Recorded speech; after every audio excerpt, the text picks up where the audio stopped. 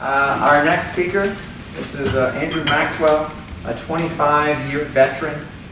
He's played a strategic role in the creation of many new technology-based businesses, government, academic, and industry perspectives.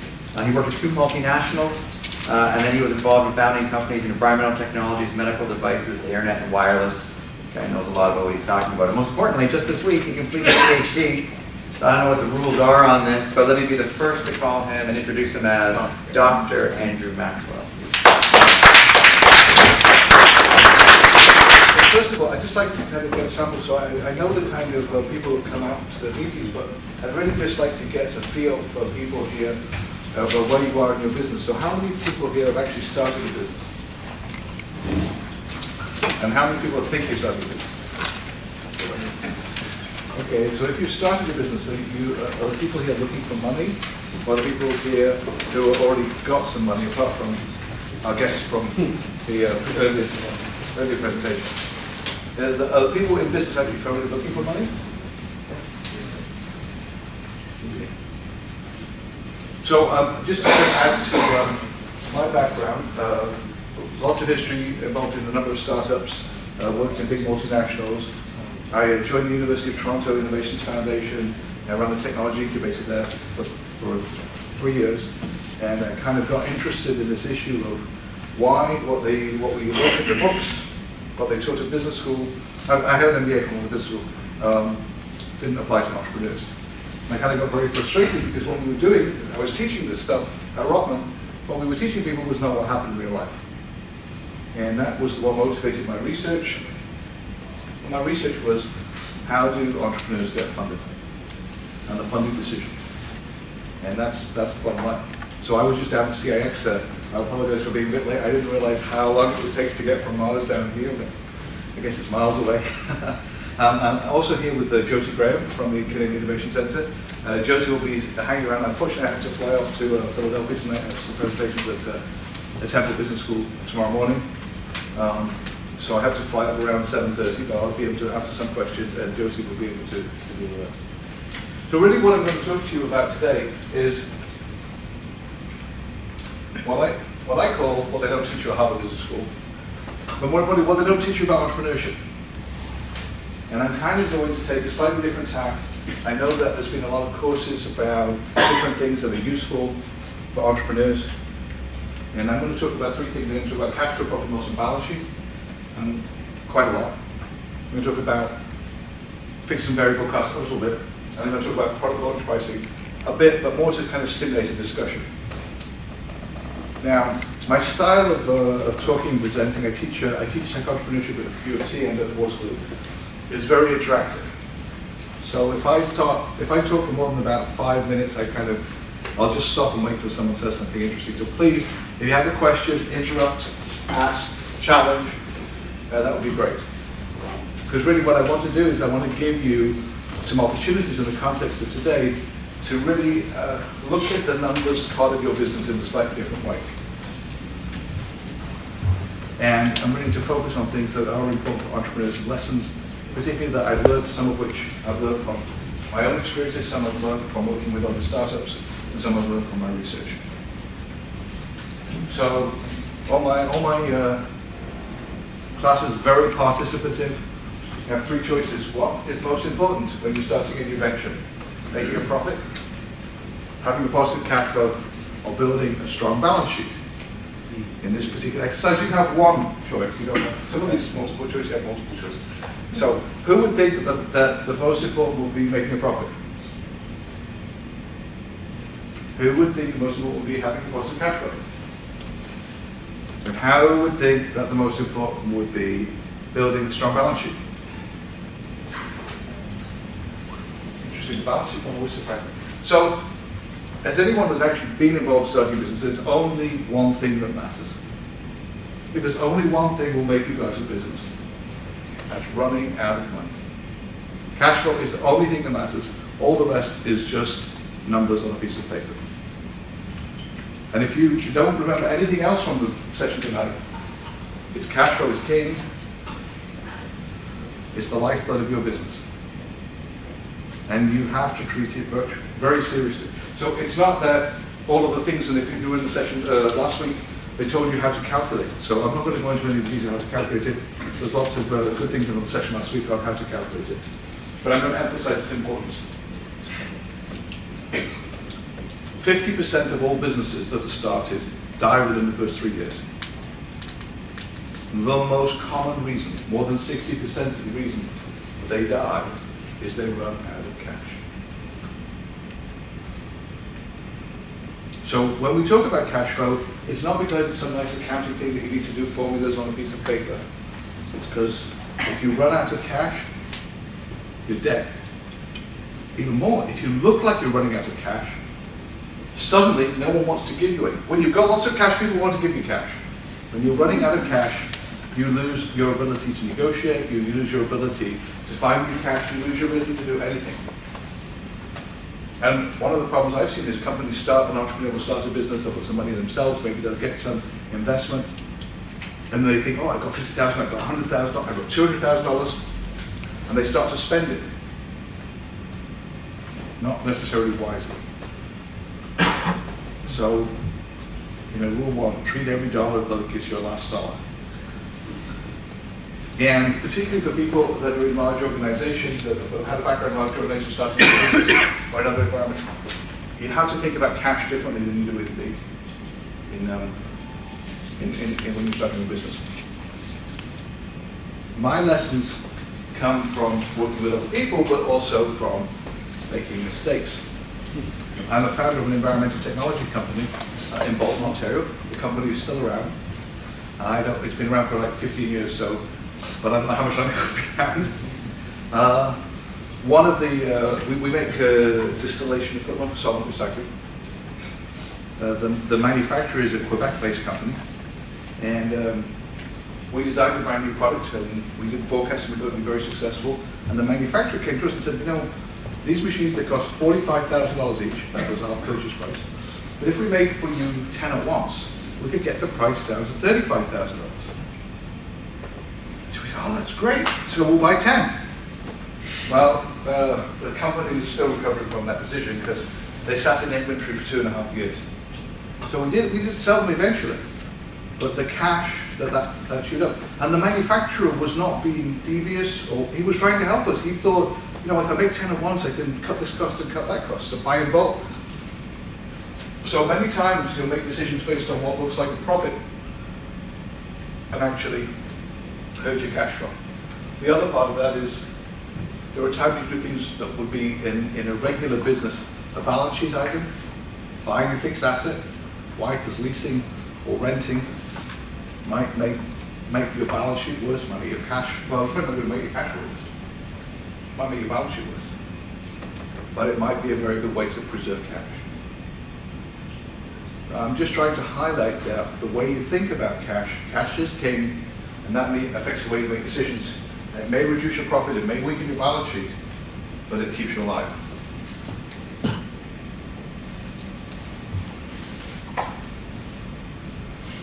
So this is kind of a rhetorical question given the comment I've said, why do you want to maximize cash? That's right, why do you want to manage cash? So, if you read the textbooks around cash management, one of the things they say is keep a high cash balance, and that way you maximize your interest payments inside the company. So go collect all your receivables fast, and delay your payables, and you cash it to your bank, and you make interest. Right? But in relation to the risk around the business that might create, that's insignificant when you actually look at another thing. You don't want to run out of cash.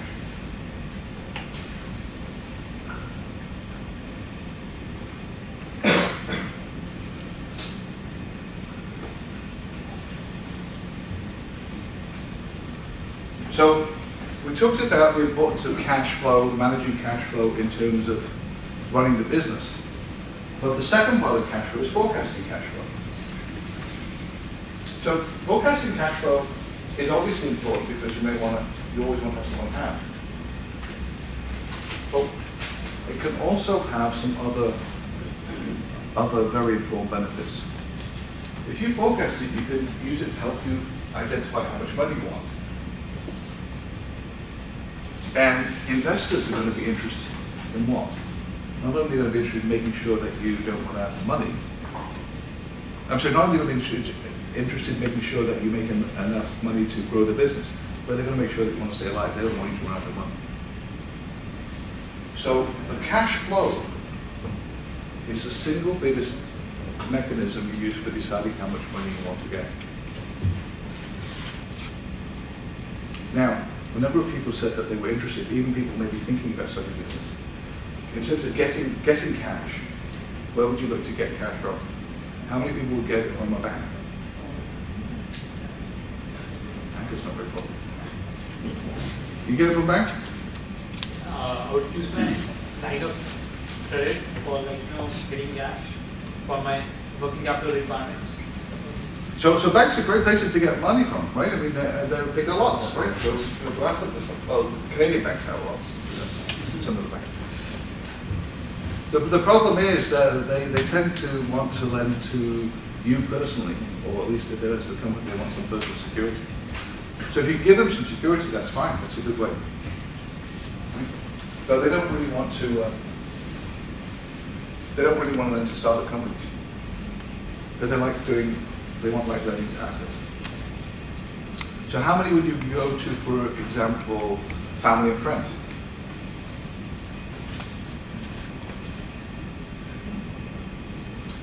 So family and friends make up the biggest portion. So the most common source of funding for an entrepreneur is their own savings. And most entrepreneurs do things like cashing in insurance policies and selling RSPs. The single most common tool for financing a business is what? Credit cards. Personal relationships. Sorry? Personal relationships. So personal relationships are very important in terms of getting money from other people. But the point I'm really making is that most entrepreneurs, when they're starting their early stage, use their credit cards. Because they have a credit limit. They usually can get 3 or 4 cards, juggle the money between them. And when you go spend money on a credit card, the banks don't ask you what you're spending on it, and they don't ask you for security. So most companies are funded by the founder and on credit cards. Is that a good system? Probably not. Is it fast and efficient? Absolutely. Just be aware of what the interest charges are and make sure that you can try to do something about it. Otherwise, you'll end up kind of robbing Peter to pay Paul, paying off one credit card with another. But the most important thing is that venture capitalists have talked about down at CIX, and there's all these venture capitalists in the world. How many people think venture capitalists report for raising money? How many deals do you think venture capitalists do in Canada every year? Sorry, can you distinguish between venture capitalists and angels? Absolutely, absolutely. Very good question. Sorry, no, thank you. So, there are 2 types of equity investors. Now, this is third-party equity investors. So families and friends investing, or you investing, you may take equity in the company, but it's not a third party. So the deal is kind of not objective. It's just done in the best way that you could do it on a piece of paper. But there are 2 types. One is business angels, and the other is venture capitalists. So business angels are individual people, obviously reasonably wealthy, who invest money directly in your business. They own money. They're not working for anybody else. They don't have to account for their decisions to anybody else. And they invest the money with the idea of helping you and with getting a reasonable return. And your comment before about relationships, the relationship that you build with that investor, the business angel, is very important. In fact, I just have a paper published in Entrepreneurship Theory and Practice, which is called Trustworthiness, the Critical Ingredient of Profitable Investment. And if you talk to investors, the guy that gave the keynote at CIX today said the top 10 things, and he was about the venture capitalists, top 10 things to be successful, and the number 1 was be trusted by your investor. And so that is really, really very important, something that we should do. So a business angel is a private individual who invests for his or her own money. A venture capitalist is a professional fund manager who invests other people's money.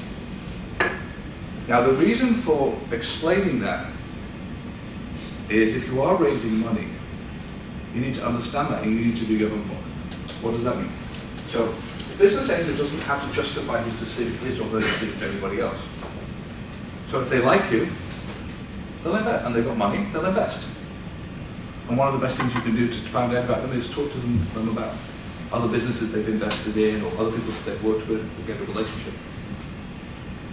Venture capitalists have to justify their decision in a number of different ways. First of all, they have an investment committee. So inside their own organizations, they have to justify every decision to invest or to reject an opportunity to their investment committee. Different VCs have different levels of complexity. The second thing they have to do is they have to justify their decision to their funders. So if I have money and I give it to a VC to invest, I'm going to come back and say, hey, what did you do with my money? The third thing, and I'm not going to go into too much detail on it, but it's important to remember, is venture capital funds have a limited time horizon. So people will raise money for a certain time and then they'll spend the money for a certain time. And they only have a certain amount of time to raise it and they only have a certain amount of time to spend it.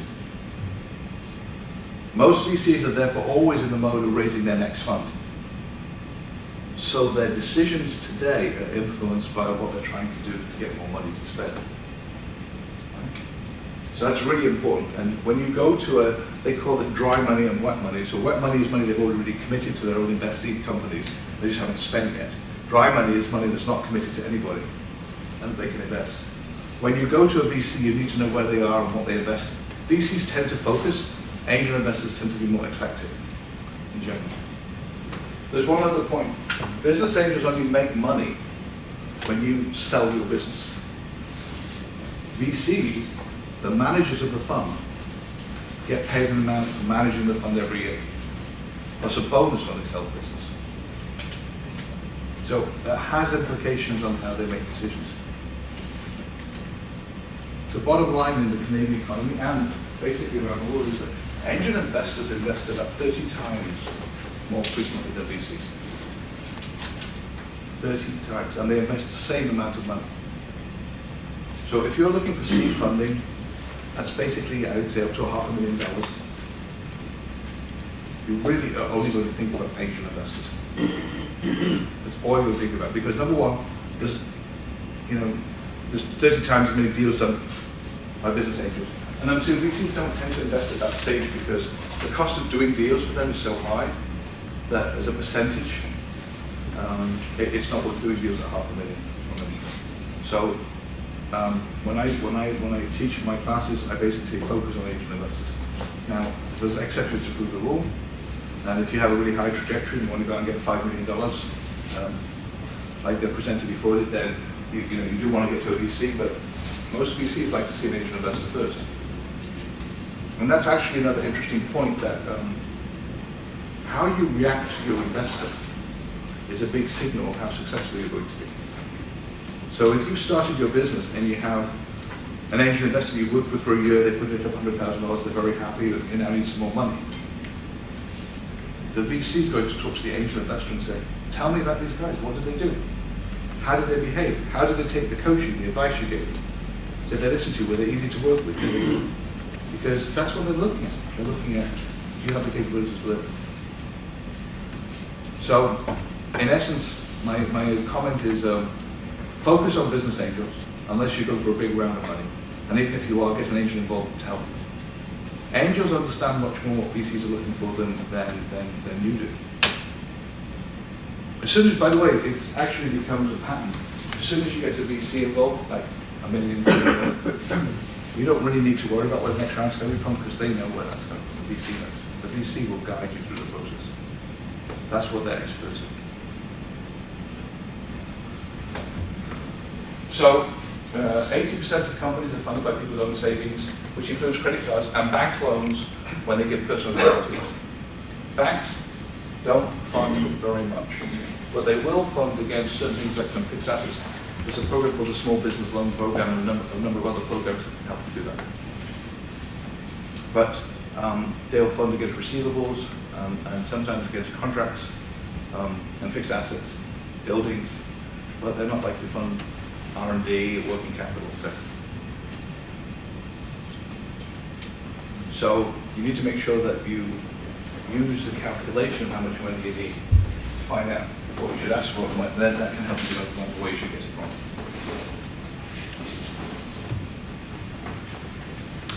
Now, I mentioned at the start that I was going to talk about a couple of things that they don't teach you at business school. And this is one of the other things that perhaps not taught at business school either. But when you're doing cash flow projections, and we're going back to kind of cash as king and using the kinds of tables that were presented last week, when you're looking at cash flow, you need to look at cash flows in two phases. Before you launch, before you sell a single product, before you get revenue, and after you get revenue. Now, the thing that they don't tell you in business school is that after you get revenue, your cash flow may get worse. So everyone knows before you get revenue, you spend money on R&D or marketing or business plans or offices or whatever. Everyone expects that money to go out the door.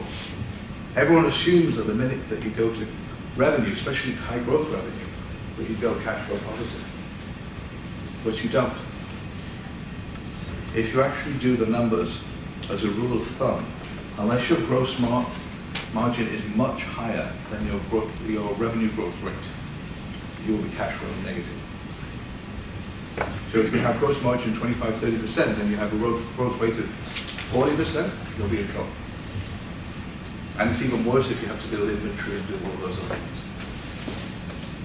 So I'm not going to go through all the numbers to show you, but if you sit down and write down all of those formulas from last week and do sources and uses of funds and look at what happens when people don't pay money and you have to still pay suppliers and all that stuff. Okay? So don't fall into the trap of assuming that, oh, all I need to do is get to my revenue and then my cash flow box will go away. If you underestimate your cash flow, if you don't manage your cash flow, if you delay it too long, you'll end up running out of cash, or well, it's obvious you're going to run out of cash.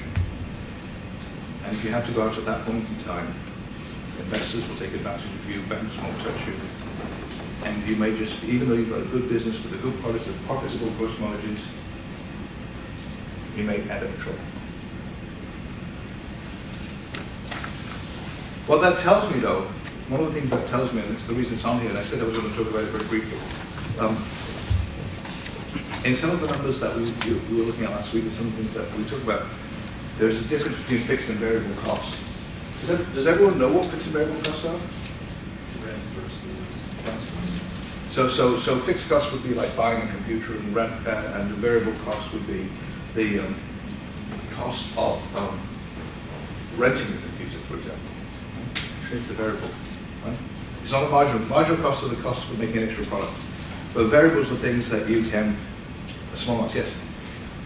Fixed assets costs I've always treated as those things I can't avoid paying for, right? Whether it's rent or buying equipment. Right. Whereas a variable are those things that I can effectively put off the decision to purchase. Well, I mean, it's an interesting way, and there's nothing wrong with looking at them that way, but the way I'm looking at them is really from a cash flow perspective.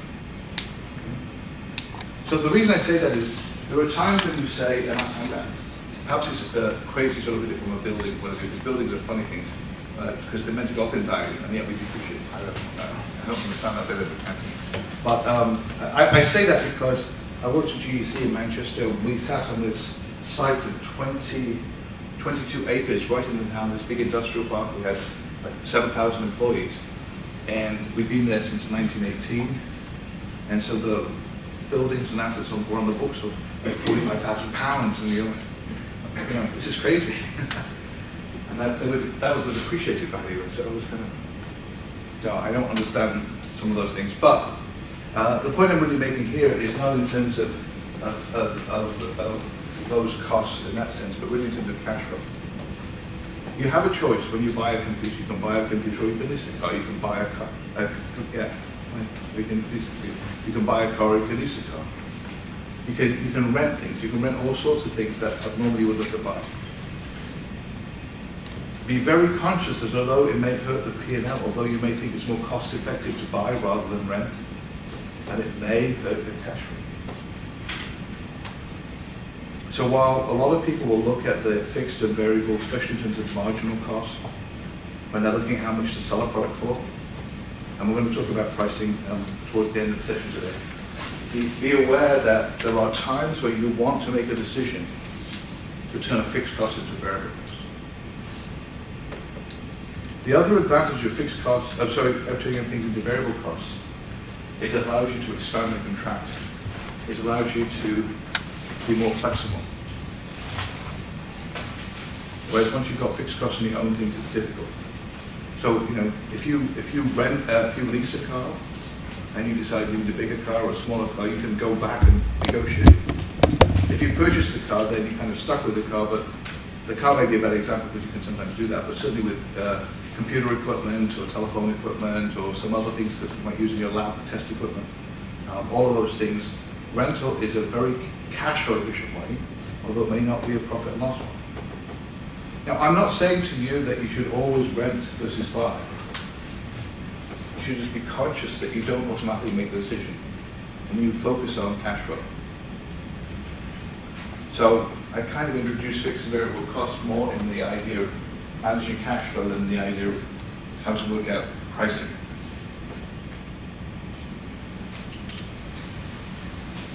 I'm sure all of these slides are going to be posted, right? Yeah, so we don't need to. I'm just going to run through kind of 10 things that you can do to improve your cash flow, to make sure you don't run out of cash, basically. And the idea of doing this is as you plan your business, to say, are there any of these things I can do? There may be more. There may be more. But the idea is maybe you can do some of these things to improve the cash flow and reduce the chance of running out. And some of them sound maybe a bit crazy, but they're worth considering. The first one is, I'm an engineer by training, and I've worked in most companies. I've been in big tech companies. And engineers always want to tweak something more before they launch the product. And that delay in launch can be critical. Now, again, there's a balance. You know, launching a product that's going to give you a massive recall problem in the marketplace may not be appropriate. But there are many times when you can launch a version of your product which can start to bring in cash flow faster and can also give investors some confidence faster. So you need to look at that. We were asked by about 5 years ago by a business development bank. They said, we invest money through our venture capital division in early stage companies. So these are pre-revenue companies. And we would like to understand how to measure their performance. And the problem is that when we talk to our accounting friends about measuring performance, they say, well, measure the sales. Well, they're pre-revenue, they have no sales. So they say, okay, well, maybe we should measure, we gave them $300,000, maybe we should measure how much money they've spent.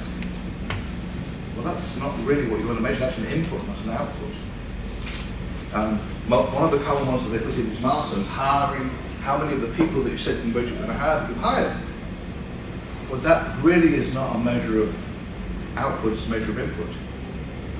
So we came up with a simple one which really talks to that. What we said, when you invest, ask them when they're going to launch their product or service.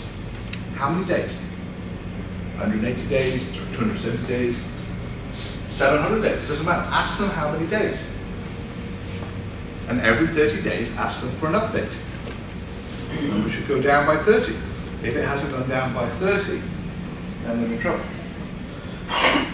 And that creates a dialogue, right? It's not right or wrong, it creates a dialogue based on information. Why didn't the number go down? But the most important thing it does, it says the company's performance is being measured not on how fast it spends money, on how fast it hires people, but on how fast it's launching its product in the market. So it's aligning the needs of the investor or the loan organization with the aspirations of the company, focusing on time to market. Another way to do this is to reduce the amount spent on development. Now, one of the problems I have, one of my pet peeves is that in Canada we tend to have, we tend to spend quite a lot of money on development. Companies tend to do their own development. And we actually encourage that behavior by funding those types of activities through IRAP money and R&D tax credits. Well, I just told you that getting products to market fast is the thing to do, not to develop them more. So one of the concerns I have is, while those programs might have good intentions and have good impact, they can actually encourage you to spend too much time doing R&D and too much money on doing R&D and take too long to do things. Yeah, please. I'm sorry, keep on asking questions. We've run into this problem, but what we've done is, as we've gone along, we've looked at the market and what the market wants. So even though we haven't really launched, we found feedback, and that says that we have done it wrong or we need to do something else. Right. So the time frame on when I'm going to launch Right. is very, very difficult to predict. Right. So it's a good point. So now I'm trying to remember the source of this information, but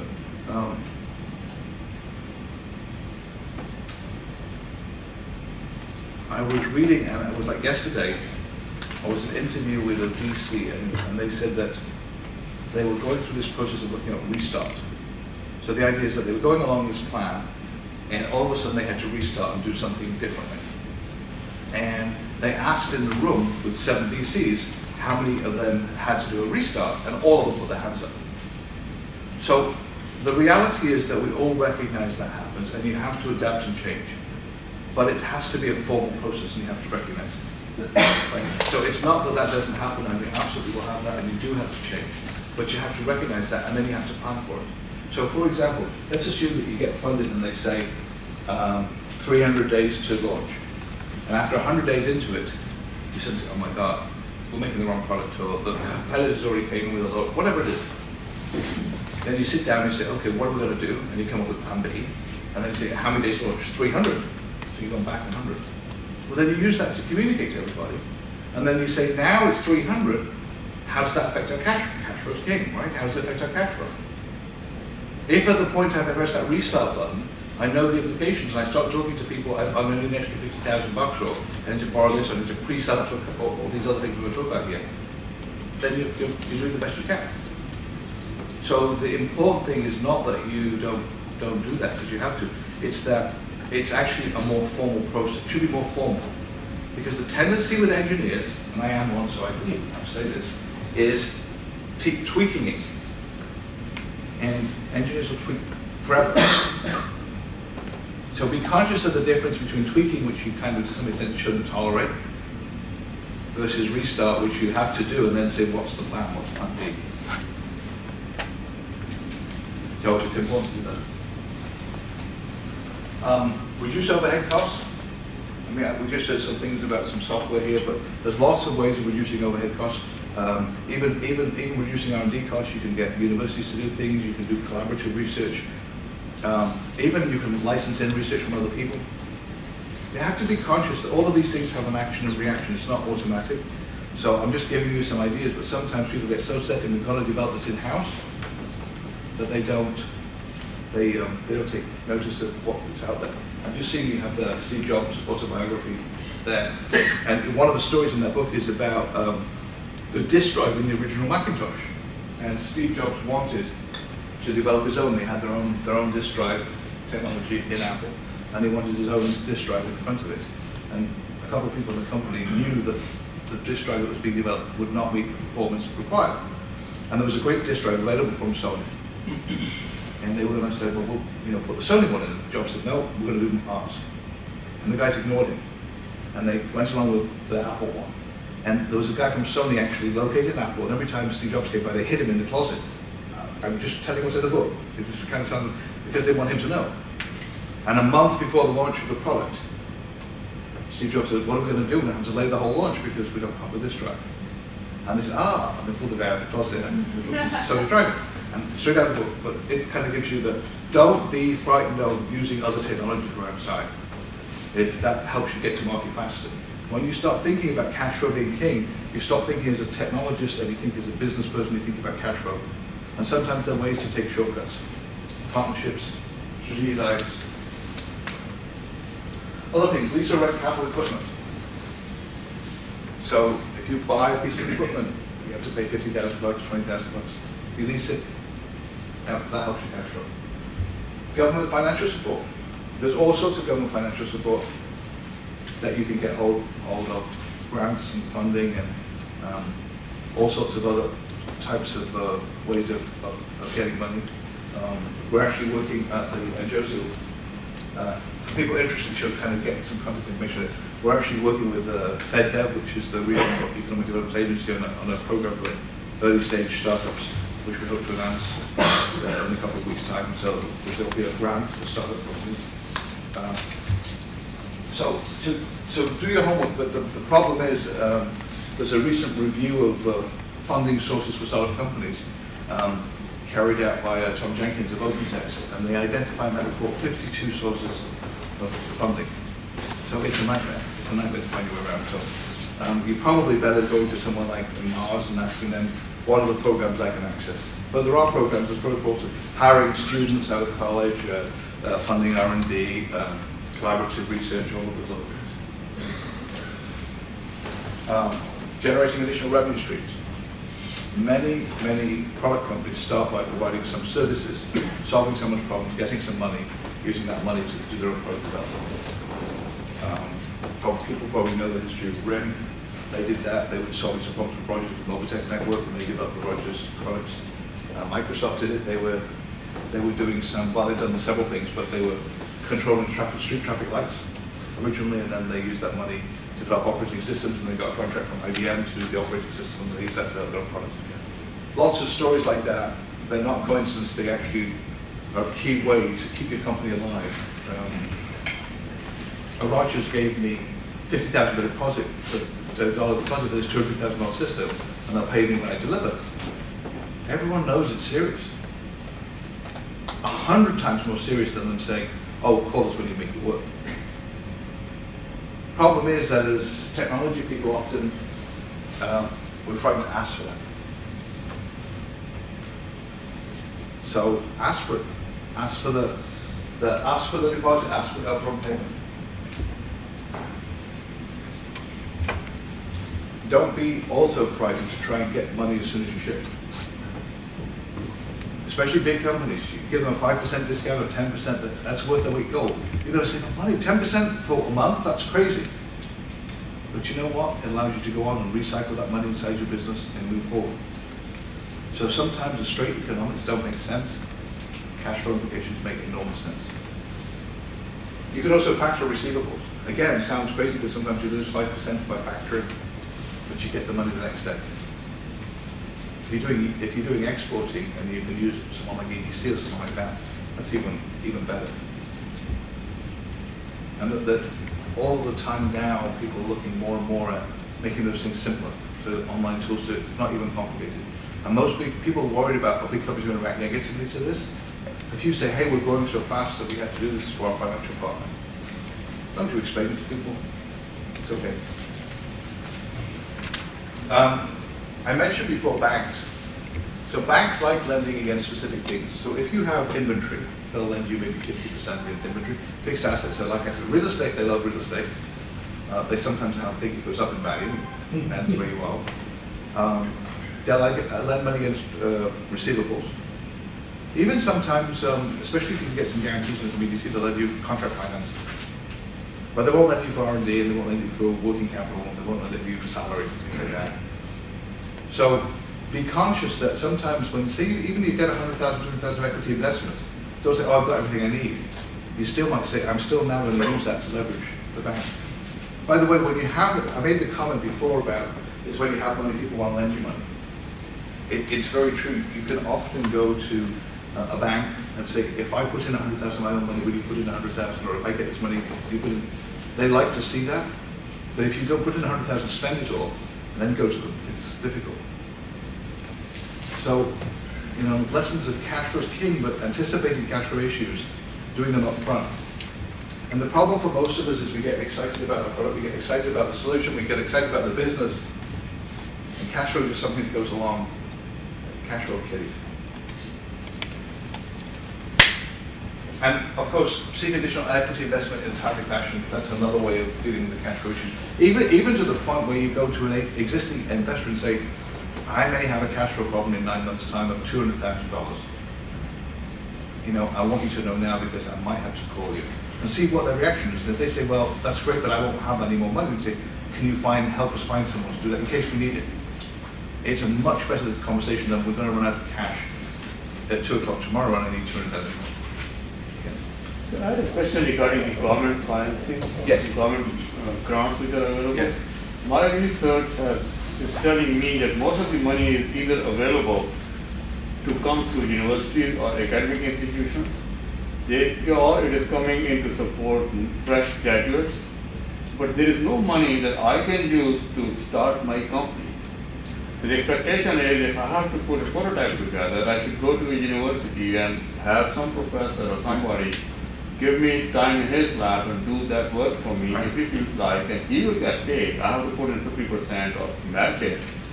But there is no way for me to set up my own shop where I can have people working under my roof, under my control to do those things at the time phase that I want.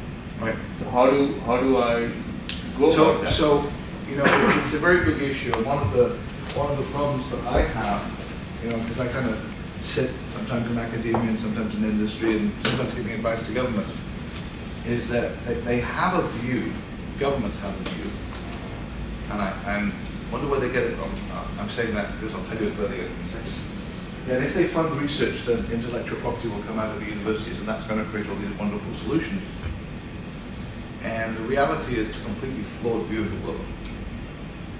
But everyone in university says that. I wonder why. It's because they get $6 billion a year from the government to spend on research. So the problem is that universities justify their research money for the wrong reasons. So I would never ever suggest that universities should get less money. But I don't think that creating an expectation that all the IP should therefore somehow emerge into the world is the right expectation. The idea should be that we train really good people and they create really great businesses. That should be the main rule. And in addition, the whole university system was set up in a way that doesn't encourage that IP to get out of universities, because we have these things called technology transfer offices, which usually do the exact opposite. So I agree with you, it's a big problem. I'm trying to think of, so there are some government, so the SRED tax credit and the IRA, which are the two biggest funding programs, have nothing to do with universities. So those programs, and they fund the biggest, like they fund like 75% or 80% of the dollars. So they have nothing to do with it, but they're funding research, right? There is a small business loan program. So if you want to set up a shop and buy a machine tool or something like that, then you can borrow that money, and that's not to do with that. And the other thing is that I mentioned before, we are hopefully within the next couple of weeks, and we will through Thai Institute, we'll be sending out information when it happens, going to be announcing some funding for technology companies where there's a grant of $30,000 available, provided there's some matching money. And you're also going to see there's some matching funds now from angel investing, and there's a new program that the Ontario government promised where there's tax breaks for angel investors. So there are some sources, but I agree with you that it seems when you look at it, there's a lot linked to academia. And I think it is for hopefully some of these newer programs are going to kind of address some of that.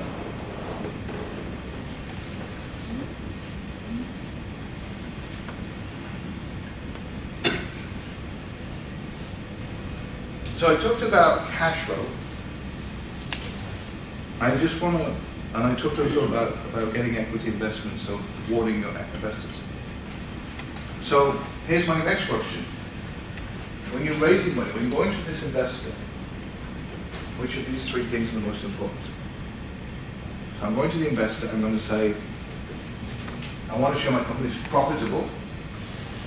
I want to show the cash flow of the company. I want to show the growth of the company. And the reason I show those three things is there are three different areas of the balance sheet, right? So profitability is on the P&L, cash flow is on the cash flow, revenue growth will show the growth of the balance sheet. Which is the one the investor is most interested in? Sorry? A. Profitability. No. Well, what do you think, Jim? B? C. C? So how many people think A? Few people. B? Few more people. C? Great. So the answer is C. Why is the revenue growth of the company most important? Well, you said C loudly, go ahead. Cashing out at the end of the day. Absolutely, absolutely. So the investor in the company is only interested in one thing. And it's I used to think that investors were really lazy because they would expect you to come in and explain how they're going to cash out. And it is because you're a bit lazy, but the reality is they see lots of opportunities. And they want to know how they're going to make their money. And they only make money if you cash out. If you keep growing, they don't make money, right? And I'm one of those people. I have investments in like 11 companies, and I don't think any of them are ever going to cash out. Right?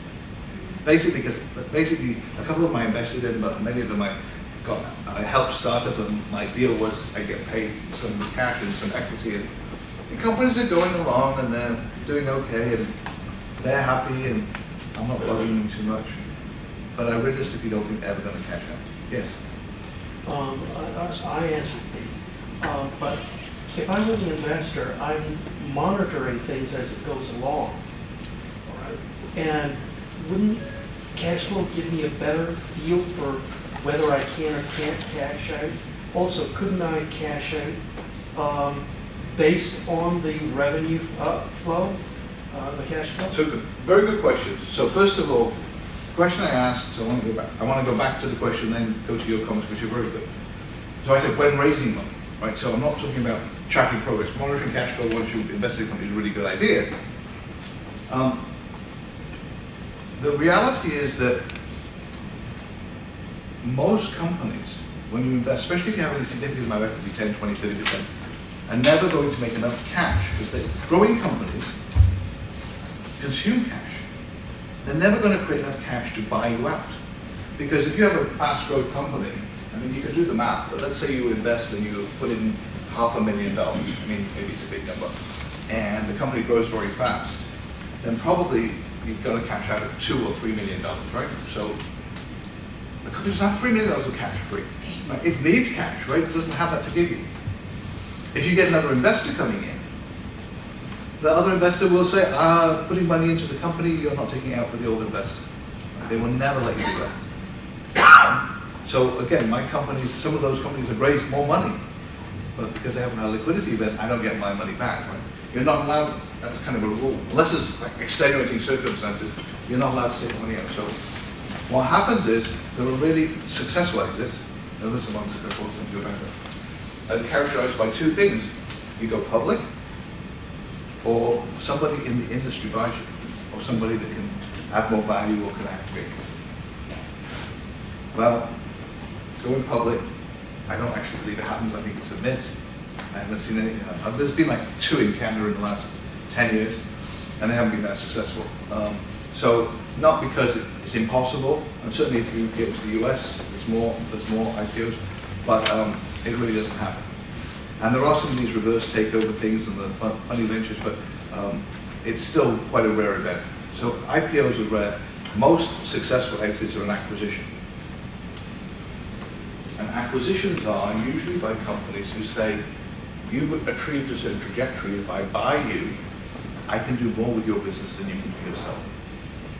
And they want to see you big enough to be significant. They want to see you big enough to grow the business.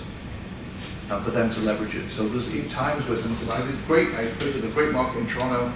If you buy me, I can take you around the world, etc. Yes, please. So on the exit, so providing an exit to the investor, can't I get a loan from the bank to pay them out? It's more like management buyout. It's very difficult because the amount of money you need versus the assets in the business are very high. So BBC has a special division that does that. Okay. But usually, if you just think about it, if you have a company that's fast growth, and you put in 500,000, you want to get 3 million out, you need to borrow $3 million for the company, the interest rate on that's going to be whatever, a lot, right? Most companies can't afford to do it. Cash flow won't support that sort of thing? So it's very difficult. So I'm not saying it never ever happens, but in my experience, you very rarely get a successful company that's growing where you can actually buy out the investor, because you have to remember this. The one thing that,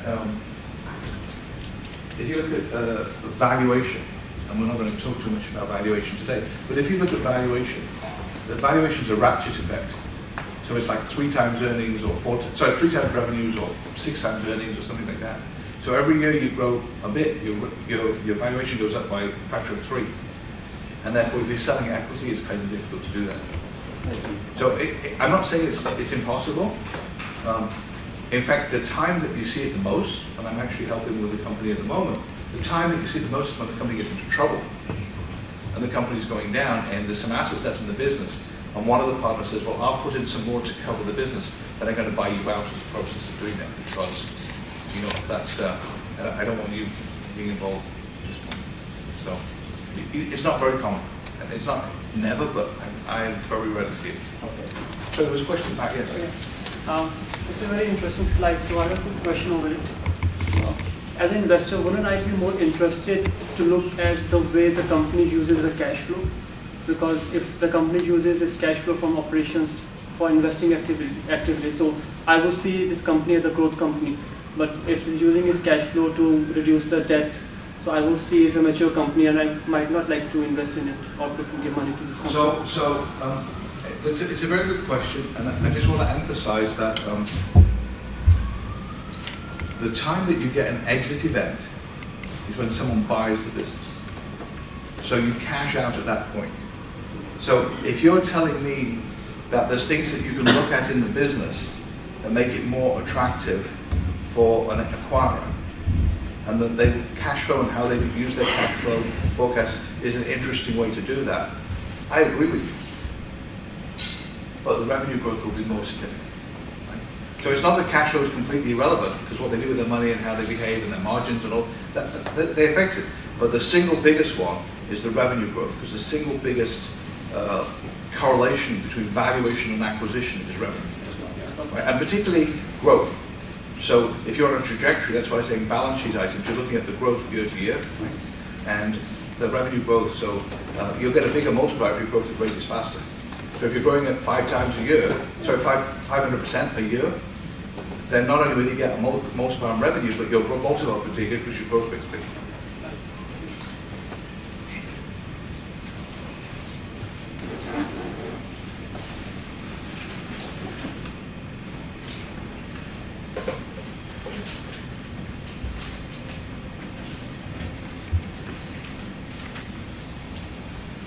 So, actually I'm going to do this as the last slide and then I'll take some questions and I apologize I have to run to the airport. So, when we were talking about what to talk about today, I said that, you know, in my class we spend a whole class 3 hours talking about pricing strategies. So I thought that we'd take 3 minutes now and do it on accelerated time. So all I'm really going to do is kind of give you 5 completely different strategies. And obviously you can only pick one of them. And I'm really giving you this to think about which is the one that you might want to choose in your business. And then I'll tell you why my favorite strategy is none of the above. But you can't always do it. So the first one is the standard way that we all tend to think about a strategy which one could call the kind of skimming strategy, the penetration strategy. And that is the strategy where you want to get as much market share as possible, so you price your product based around just a bit more than marginal cost. So every time you sell something, you make a little bit of money, and over time you grab the market. Right? And there's lots of cases of that that's been documented. When I was at business school, the classic case we did was Japanese motorbikes coming into the UK, and they kept coming in and pricing at their just above their marginal cost, and they kept taking the low end of the market, and eventually they wiped out the UK motorcycle industry. But there's hundreds of examples of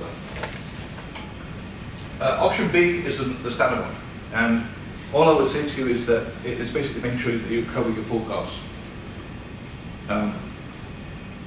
Of course, the reason I'm telling you all, every single one of these has an advantage and a disadvantage, and may be appropriate for your business or not.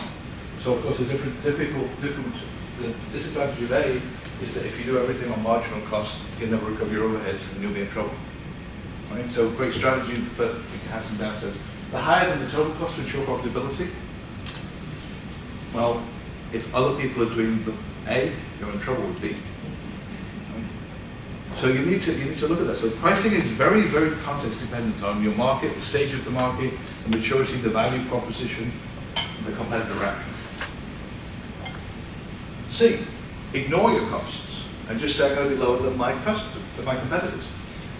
So if you want to look at, and the problem is that in some businesses, in some industries, the difference between costs and selling prices are so unrelated that it's difficult to make a business. So if you look at, for example, the strategy of Wind Mobile and all of those other guys, they're just doing that, right?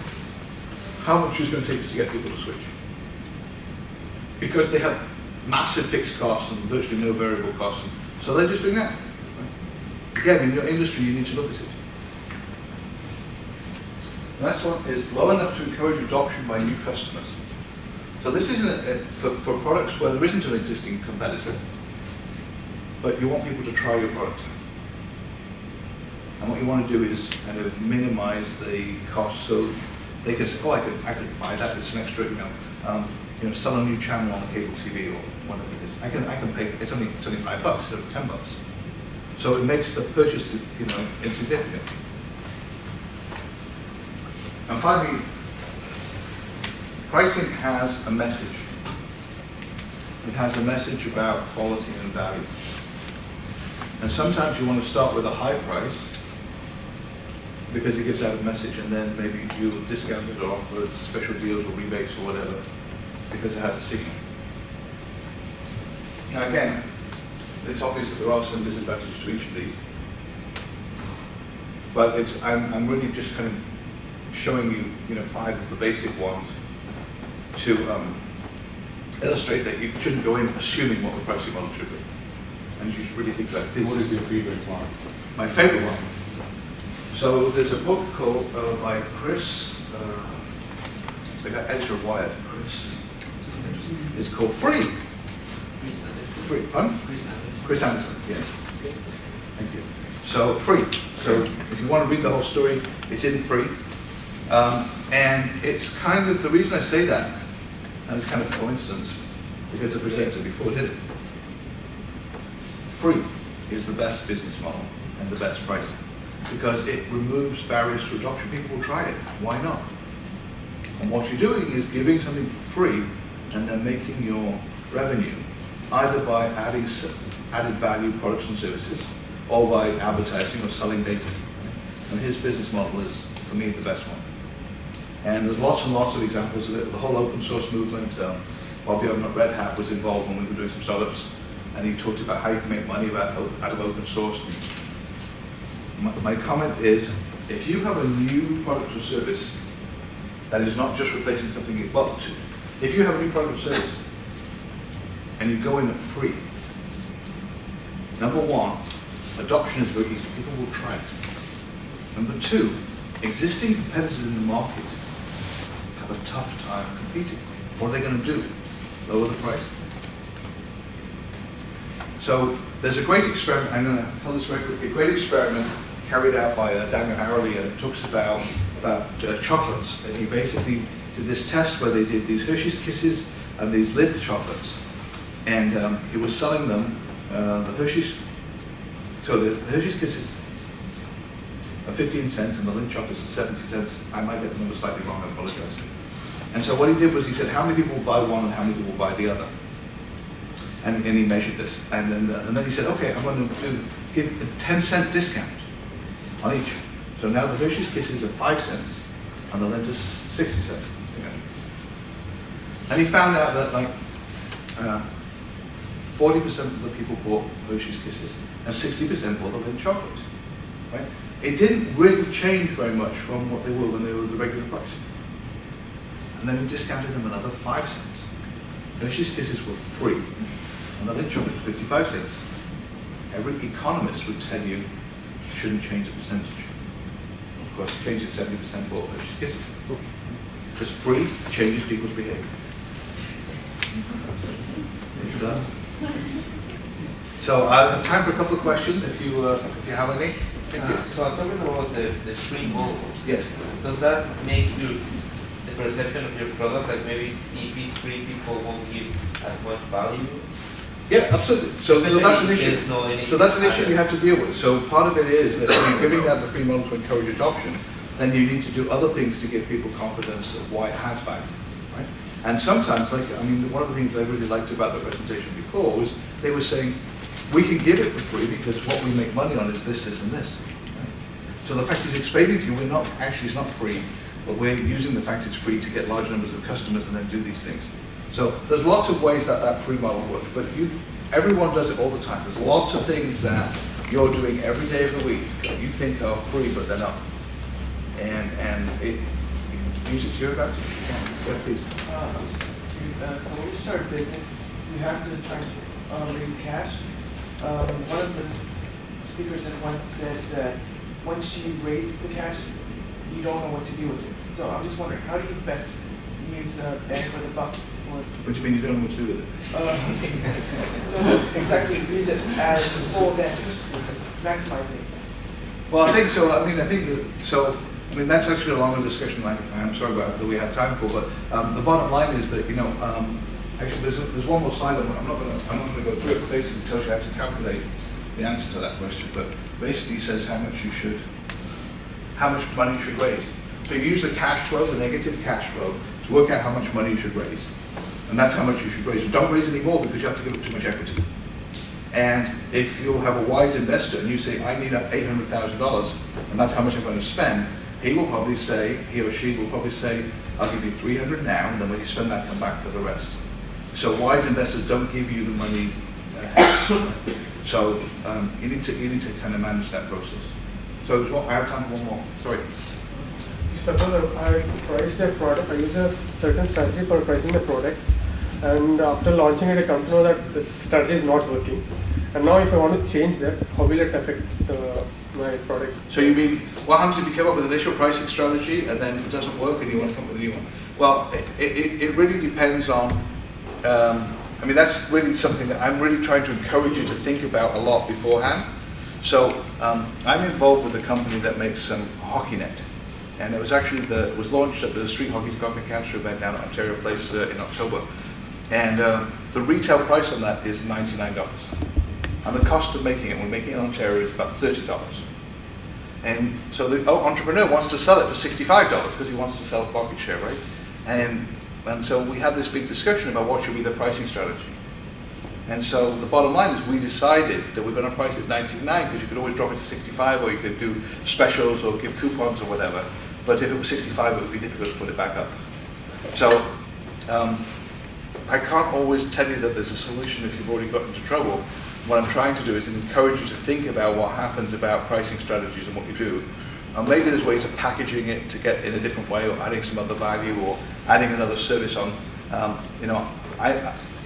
There's ways of fixing some of those situations and maybe afterwards, maybe with Josie, you could kind of go into some detail. She can actually look at it and give you some ideas on how to solve that particular problem. It depends on the situation, but it's very difficult. So the reason I'm bringing it up in this discussion is much more to say, think about it, think about the options, think about the signals, think about all the effects, because it's a much more complicated issue than just saying, oh, it's cost plus this. Okay, thank you very much.